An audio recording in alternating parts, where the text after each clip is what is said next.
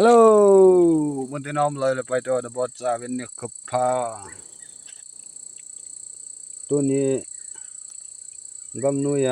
พอหัวลาคิดสิจูไอ้กินเนี่ยเฮกินเนี่ยโลห้ามจ่อคนนะให้จ่อตะบังแบะให้ตั้มเต่ามันบันเลยเอ็กมัสรูมเต่าคนนะปีกิเสดทำโอ้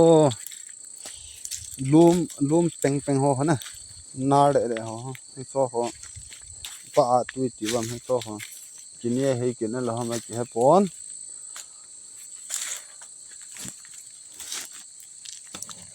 Hey guys, nan va saving he cho hana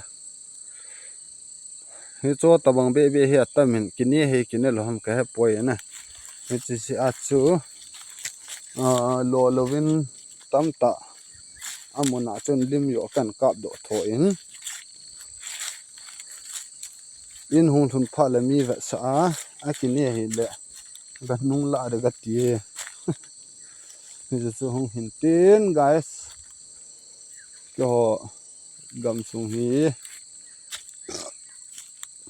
anu men panai hol lai le ni chlai thang la runga he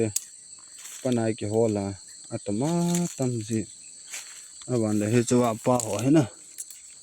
hi cho he kinie he kinna lo ham he cho he kinie he kinna lo ham aki he poi pa he cho na chat tame atama tam he abang khai hol lei lai a hon he chita bang ho he tamin kini he kini lo tong kini agini kai na chi ai cho he hi na pa he ka hung su hung a chlai lo ki thona na kha na he ko hin nil ha le he chi pa ho kan kap do ho chana bo cheke ya kan koi khom do ni ba de he guys spy hello guys tu ni he chawa he pa a kin na si he na muwa guys to he na he che pa he kine lo ham a ki he pon e khat hu pa ti la chu a hu mu ma chu a tui ta banga kho lum penga hung ke pana tu nia he ana pa la te jania chu lim ka pare ga ti la ka pa man lo helanga khon ni o min he cho he pa tui tu he pi tu ham ka he poi na ke wang chong ka ni kha lo ji na zo ka lo hi in akine kha ena tiu yang la comment a he sei u win lang ki he tu te guys to he kanu lam pa hen pa adwa du cha thidi chale len hin pa he ka su hol pe hon hi en na ai wangin kam hon pon he chuwa he cho tawang be ngan chang he na akang he cho he atamin akini kha lo zu chun akilung thui jin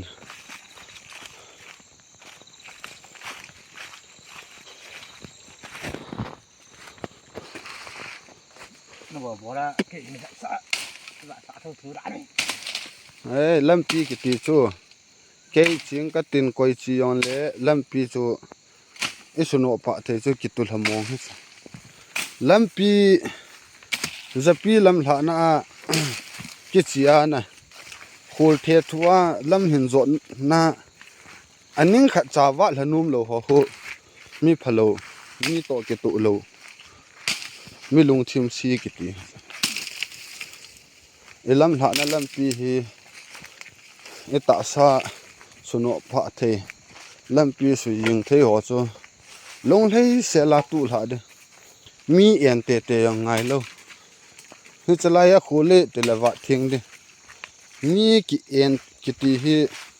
ke hi mi phalo mi long thim si ke hi ti a phot chi na hin he si a cho ke wang chu hoi lai lam pi hi yong la ka chi na chu lam pi ano lai si chu lung lei se la ka sa la ya kalam la ji he guys no ho I na ti bam hin comment oven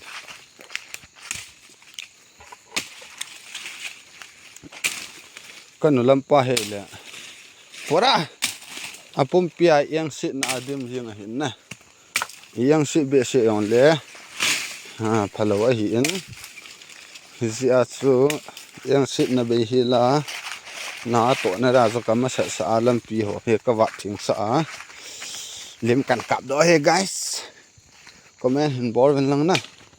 aban bana he pa kan mu bia le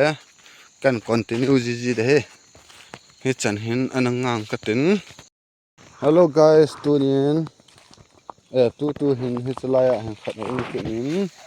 ibe pa ham he cha ali danan chu kun tam te mi kham se na hi in he chlaya yong he kenin to hi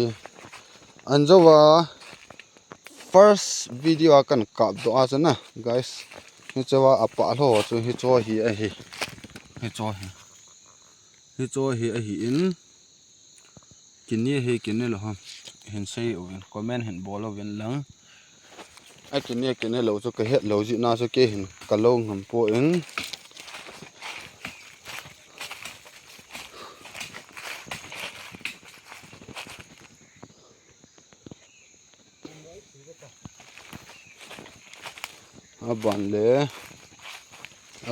aban le he chlaya yong hi pa ho hi cho he anamun gam ta in hi cho he palhang sane tiu ho so ham ka ti hin ai wanga chu ka he po en ne cho e ta he namun do e tai ka hi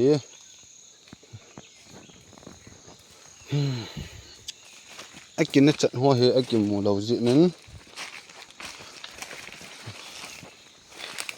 katha ahung sil he in ai pi he le guys he chana hen anangang katin ni dang le ko hola akichi gun se ni le khoi reng in hung ki sim tan tin he tan te guys ai song le na bon cha ven na mang pha vi